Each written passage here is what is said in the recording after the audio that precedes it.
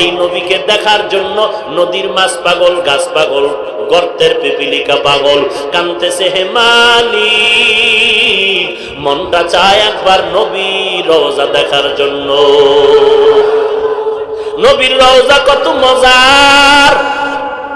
হুসাইন আহমদ মাদানী রহমাতুল্লাহ আলাইহি আওলাদে রাসূল রাহমাতুল লিল আলামিনের রওজা পাকে জিয়ারতে চলে গেলেন।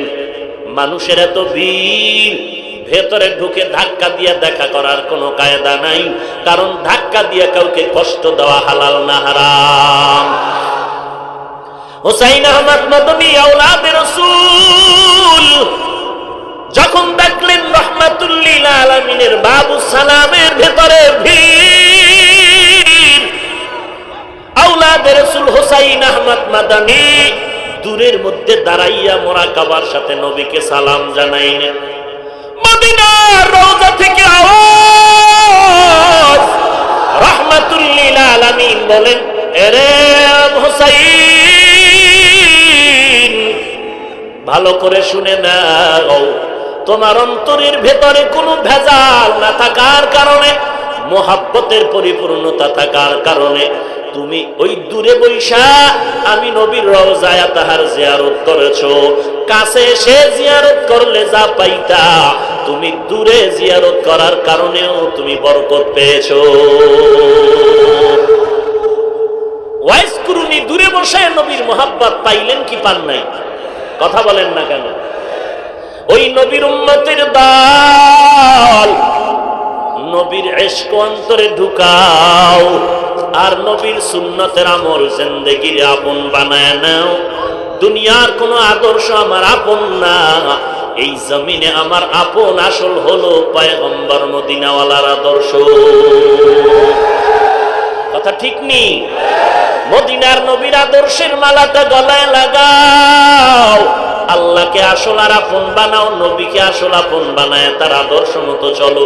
দুনিয়াতে যত আদর্শের গান শুনছো, আব্রাহাম লিঙ্কনের আদর্শ, মাও সেতুনের আদর্শ, লেনিনের আদর্শ, কালমার্ক্সের আদর্শ, পুরো আদর্শটাই পাক না, সব আদর্শগুলো না পাক, একমাত্র মদিনার নবীর আদর্শই হলো পাক।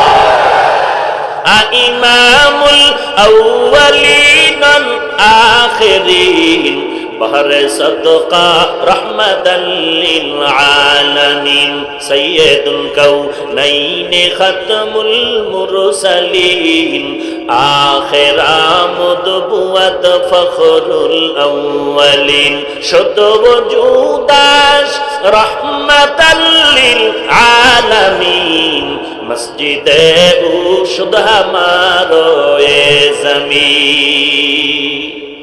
এরে নবীর উম্মতের দল, নুজহাতুল মাজালিস নামক কিতাবের মধ্যে লেখে পিপিলিকা কান্না করে আল্লাহর কাছে, আল্লাহ মদিনা দেখতে মনে চায়।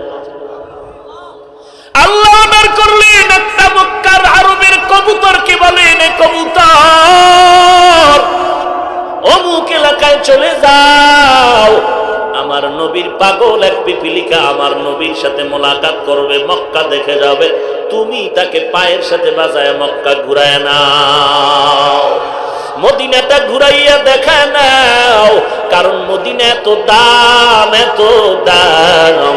আল্লাহর নবীর যারা আসে মদিনায় গেলে আর অন্তরকে আর স্থির করে রাখতে পারেন না, মদিনায় যখন যায় আর বাড়ি ঘরের খেয়াল অন্তরে আর থাকে না, কারণ মদিনার ওই মাটি আর জমিন থেকে সবাই বরকত নেয়।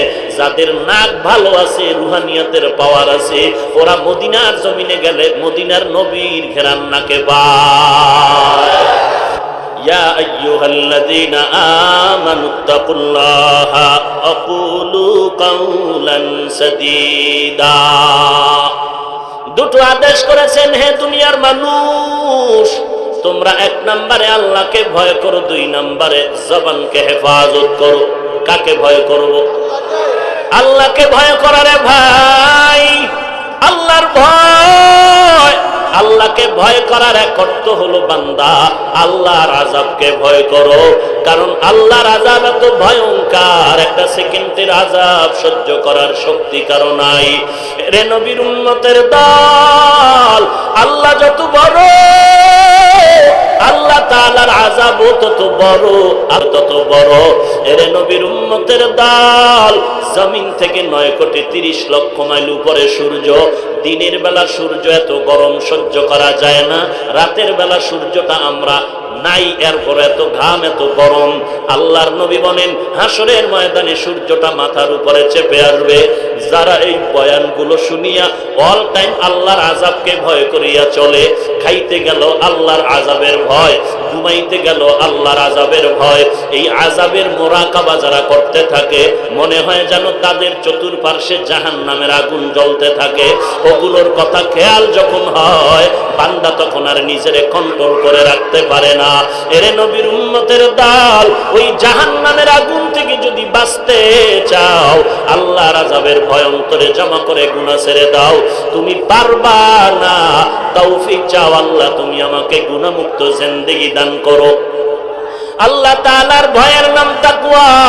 যে নবীর কোনো গুনাহ নাই, ওই নবীকেও আল্লাহ তাআলা বলেন ইয়া আইয়ুহান নাবিয়্যুত্তাকিল্লাহ ওয়া লা তুতিইল কাফিরিনা ওয়াল মুনাফিকিন। আল্লাহ তাআলা বলেন ও পয়গম্বর, আপনি আমি আল্লাহকে ভয় করেন এবং কাফের মুনাফিকের অনুসরণ আপনি করবেন না। এরে নবীর উম্মতের দল, সাহাবায়ে কেরামের মতো আল্লাহর ভয় অন্তরে ঢুকাও, তাকওয়া অন্তরে ঢুকাও। তুমি একা একা পারবা না, এই জন্য দরকার আল্লাহওয়ালার সোহবত। সোহবতে সালে তোরা সালে কুনাত, সোহবতে তালে তোরা তালে কুনাত। এক জমানা সোহবতে বা আউলিয়া বেহতর আজ সদ সালে দাআত বেরিয়া। মাইলে মোমেন সোয়ে মোমেন মিশাওয়াত, মাইলে কাফির সোয়ে কাফির মিশাওয়াত। ওই আল্লাহর বান্দারা, এই পাগল, নিজেকে কন্ট্রোল করতে হবে। চোখের পানির বেশি দাম, চোখের পানির বেশি দাম।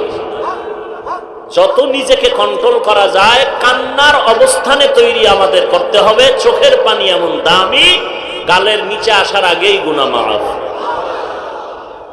কান্না কান্না বড় দামি কান্না। অতএব নিজেকে কন্ট্রোল করে যত সম্ভব কান্নার তৈরি করার চেষ্টা করা। আল্লাহ আমাদের কান্নাওয়ালা চোখ দান করে।